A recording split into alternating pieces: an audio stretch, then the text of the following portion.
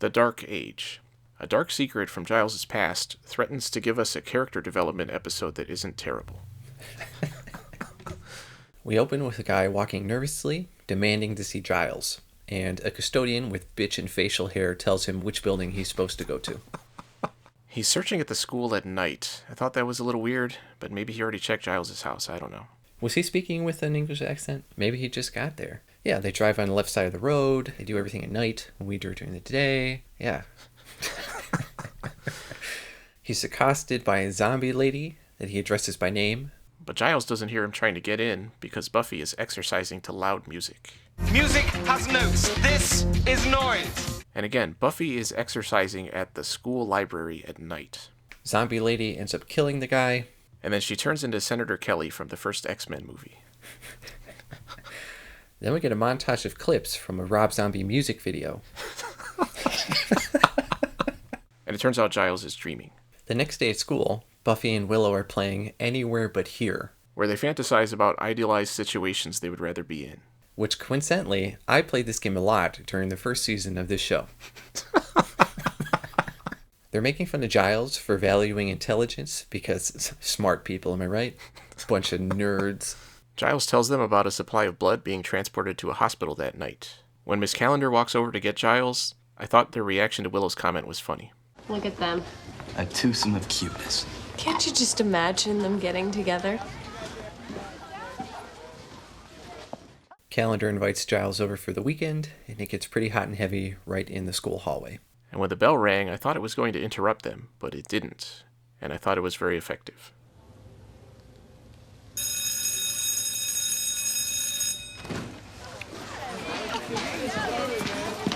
When Giles goes into the library, a police detective starts asking him questions in a cartoonishly accusatory fashion. They say the murder victim from the beginning had a piece of paper with Giles' name on it.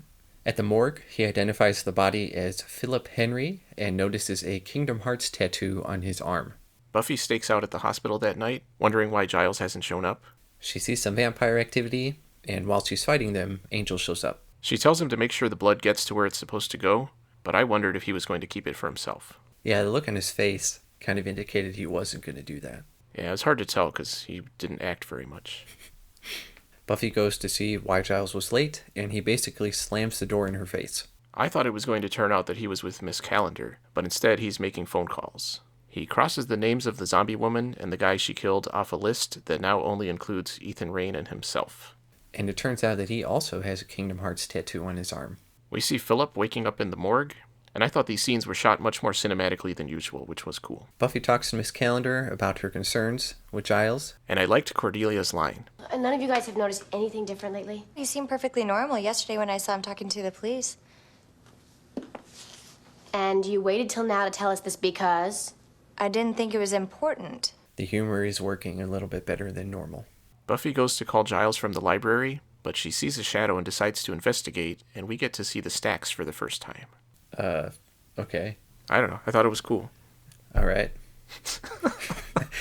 She encounters the costume shop guy, Ethan, from that other episode. And I really liked his responses to her questioning. What are you doing here? Snooping around. Honesty. Nice touch. It's one of my virtues. Not really. She calls Giles and asks him about the mark of Igon. Then Zombie Philip busts in. She manages to lock him in the weird mesh locker thing, and the rest of the gang stops Ethan from getting away. Giles shows up, and then the zombie Philip breaks out of the cage. He injures Miss Calendar, but Buffy takes him down, and he also turns into fluorescent goo, which ominously comes into contact with Miss Calendar's hand. And in the commotion, Ethan escapes. Miss Calendar and Giles have a moment, while everyone else apparently just stands there, and somehow no one notices Miss Calendar's eyes turn into a subpar visual effect. It reminded me of an opening of an X-Files episode. Yeah, not one of the good ones. What are you talking about? Anytime anyone's eyes flash, it's always a good one. I imagine Chris Carter's eyes doing that in writers' meetings.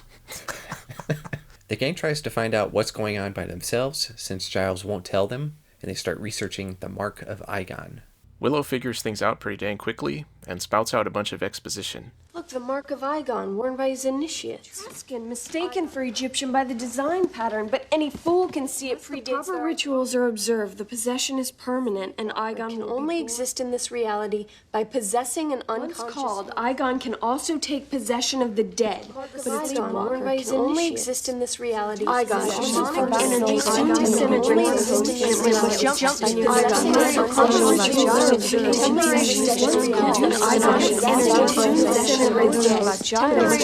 Long story short, Igon is a demon that can jump between the bodies of dead or unconscious people, and I was surprised that they immediately figure out that Miss Calendar is possessed. I guess they're not quite as dumb as I thought. Well, Willow figured it out. I would imagine Xander was researching Idol by mistake and was looking at a Killer Instinct player's guide. At Giles' house, Calendar is putting the moves on him. But he refuses to take advantage of her, which I didn't really get. It's not like she's drunk. She just got hurt and now she seems okay. She's in a weakened state. You know, she's got knocked out. She would be like woozy, but not from alcohol. She didn't seem like it. She just seemed normal. I don't know. Or since she always seems drunk. Not every computer teacher is like my computer teacher in high school, okay? But she's possessed, so she ends up turning all monstery. And things move too quickly, so we don't find out if that actually turns Giles on more. Demophile. I gotta look up if that's real. A person who is friendly or well-disposed towards ordinary people. Oh, what? That's like the opposite. Buffy shows up and fights her a bit, but when she jumps out the window, this episode proves to be consistent with the rest of the season so far in that Buffy doesn't try to go after her. Giles then finally goes into his whole backstory, telling Buffy that he and his friends performed the ritual allowing Igon to possess them in order to get high. But it got out of control, and one of the members of the group died. And now that Igon is back, he's coming after the remaining members of the group. Buffy realizes it'll go after Ethan next, so she goes to the costume shop, where she ends up getting knocked out. Ethan plans to have her replace him by giving her the tattoo and burning it off of himself. And I was surprised that actually worked. It seems like a pretty big loophole. The possessed Miss Calendar shows up, accompanied by some green horror lighting. Buffy busts loose, only to get tossed aside right as Giles gets there. Giles offers himself to Igon to save Buffy. Then Igon tries to kill Giles, only to get tossed aside as Angel gets there. Angel has Igon transferred to his body, but the CGI is too powerful, and Igon is destroyed. It was a bit anticlimactic to have this seemingly super powerful demon get destroyed by just a normal vampire. The next day at school, Calendar is still recovering, but she's now distancing herself from Giles. Giles then has a heart-to-heart with Buffy, and I find it interesting that they always have these in school settings, where they're overheard by other students walking around, so statements like this one... You need to concentrate on your flexibility. ...would be a little disturbing. And she teases him about his dislike of her music as they go to train. Bay City Rollers, that's music. And I was disappointed that we didn't get some Bay City Rollers music at the end. The Dark Age.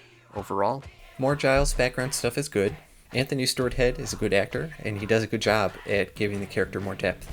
It's no Flip's Twisted World, but then again, how can you top perfection? What the hell is that? It is a piece of shit Wii game. It's like the only video game stuff he's ever done. I thought it was weird that he's even in it. Okay. As Flip grew, I tried to keep him away from magic.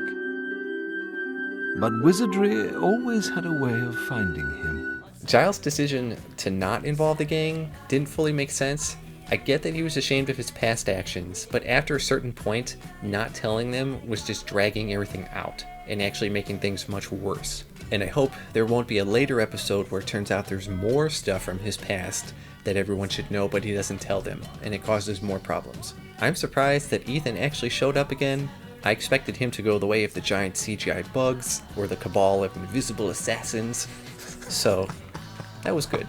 Simply transferring the tattoo was pretty goofy, and it begs the question of why the group members didn't just have it removed the conventional way at some point, because if I understood the episode correctly, they had decades to do that. That's a good point. They didn't need to resort to waiting until the last minute to dump corrosive acid all over their arms. And I'm also going to point out that Cordelia feels more like a real part of the gang now, and her integration was much smoother than I expected, so that's nice. All in all, I thought it was an enjoyable episode. I gave it a B. I gave it a B-. I liked that this didn't feel like just another Monster of the Week episode, even though that's kind of what it turned out to be at the end. The characters in this episode were handled much more like real people going through their lives than usual, and the threat wasn't as simple and clear as usual. First we had zombies, then we had Ethan Rayne, then Ms. Calendar getting possessed, we had some backstory from Giles, we even had the vampires trying to steal blood from a hospital, and the episode introduced each element in an organic way without making it feel like too much was being shoved in at the same time. I thought there were a lot of funny moments, but it did bother me that Xander, Cordelia, and Willow kept making offhand jokes, even while they're trying to figure out how to save Miss Calendar. It seems like a lot of the time the writers do a pass on the script, just trying to stick in jokes wherever they can without thinking about whether it's appropriate for the scene. I agree. I thought the episode started out stronger than it ended, but it was good to get some Giles and Ethan Rayne backstory, and the overall approach to this episode makes me hope they will continue to move away from having the Monster of the Week episodes feel like formulaic one-off stories.